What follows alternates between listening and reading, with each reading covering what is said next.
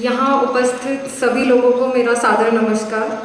सबसे पहले तो मैं रायपुर एडमिनिस्ट्रेशन को धन्यवाद देना चाहती हूँ जो उन्होंने इतना बड़ा कार्यक्रम हमारे लिए ऑर्गेनाइज किया and this is the largest gathering that I am addressing सो फार।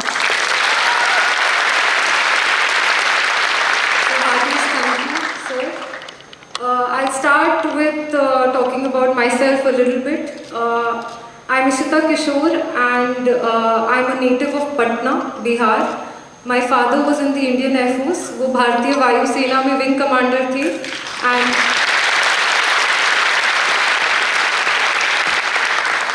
मैं ये इसलिए मेंशन कर रही हूँ क्योंकि उनका वायु सेना में होना एक बहुत बड़ा रोल था मेरा इस डिसीजन में। But I lost my father at a very young age. I was 7 years old. And after that, मैंने नई दिल्ली से अपनी स्कूलिंग की है, एयरफोर्स बाल भारती स्कूल से। मैंने college Shri Ram college of commerce Delhi विश्वविद्यालय से किया है। इकोनॉमिक्स ऑनर्स में मैं ग्रेजुएट हूँ। उसके पश्चात मैंने 2 साल अर्नस्ट एंड यंग कंपनी में काम किया है कॉर्पोरेट सेक्टर में and leaving that job was not easy. It was not an easy decision because I also had some admits from MBA institutes and I understand from sir that many MBA candidates are also over here. So at that moment I think वो एक decision point था life में how to decide why I want to do what I want to do and what should be my long term career plan. So that's when I sat and did the whole analysis.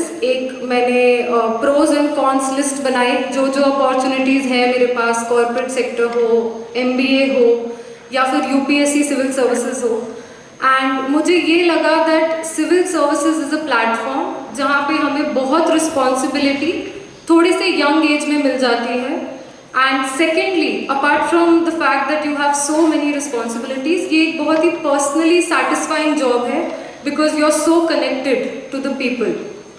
So this is why I decided that मैं civil services pursue करूँगी।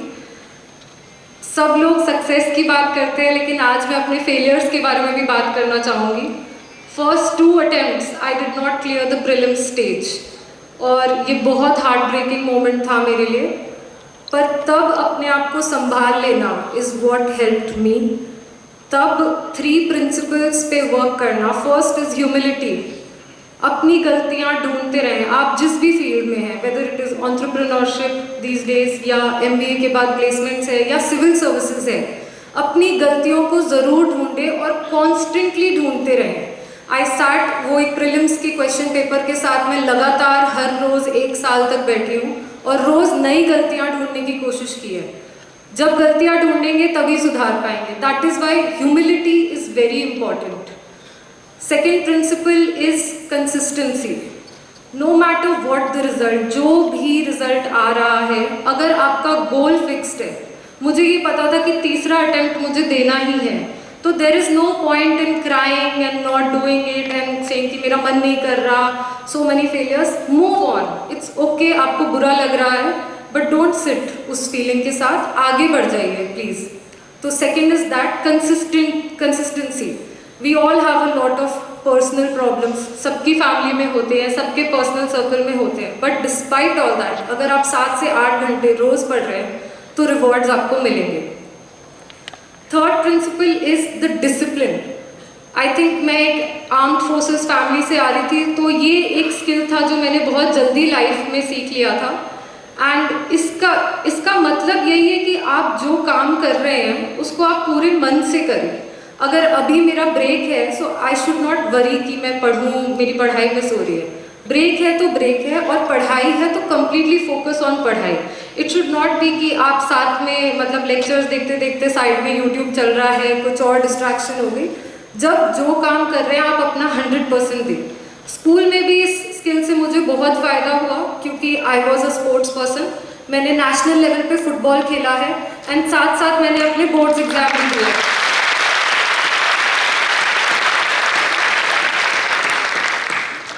आई played the Subroto cup in 2012 जब वो लड़कियों के लिए पहली बार हुआ था, पर ये बैलेंस तभी हो पाया बोर्ड्स के पहले क्योंकि जब खेलने का टाइम था तो फुल फोकस वहाँ था, लेकिन जब पढ़ने का टाइम था घर आके तो फिर ये नहीं होना चाहिए कि मेरा मन नहीं कर रहा या I am tired. If there is an exam you have to study, so that is the quality of discipline.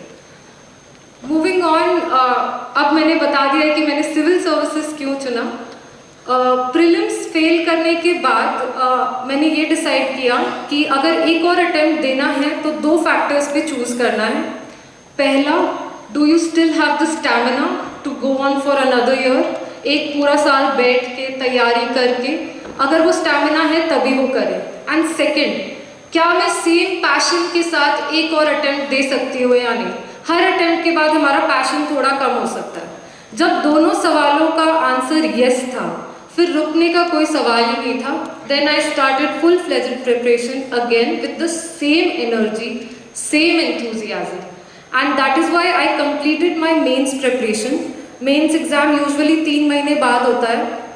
मैंने घर पे बैठ के मेंस के पेपर दिए जब मेरे फ्रेंड सेंटर में दे रहे थे, ताकि जब मैं असली में मेंस दूंगी अगले साल, कोई गलती नहीं होनी चाहिए वहाँ पे, क्योंकि प्रीलिम्स मेरे लिए ट्रिकी स्टेज था। So that is the kind of enthusiasm that you also need in this long journey, और उसको sustain करना थोड़ा सा मुश्किल हो सकता है। Finally, the interview stage, what helped me the most was peer group practice.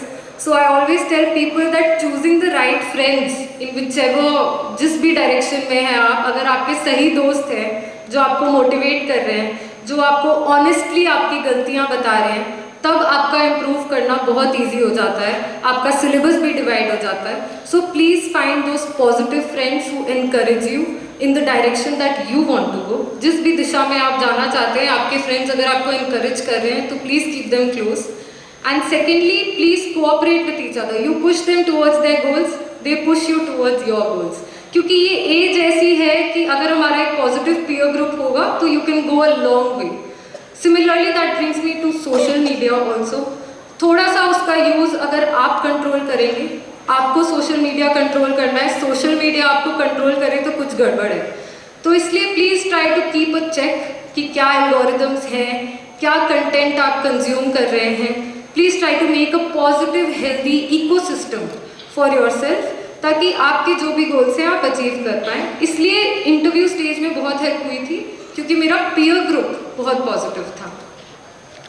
Finally, if there is one broad thing that I can say about UPSC, it's a quote by Michael Jordan, क्योंकि मैं एक sports person हूँ, मैं उन्हें follow करती रहती हूँ। तो it goes like, stay true to the game and the game will stay true to you.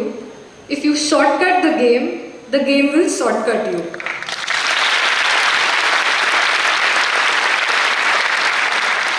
Lastly, again thanks to the Raipur administration. I would be very happy अगर लड़कियों को हम और encourage करें, and आने वाले कई दिनों में ये एक न्यूज़ ना रहे कि लड़कियां टॉप कर रही हैं, वो एक नॉर्म ही बन जाए।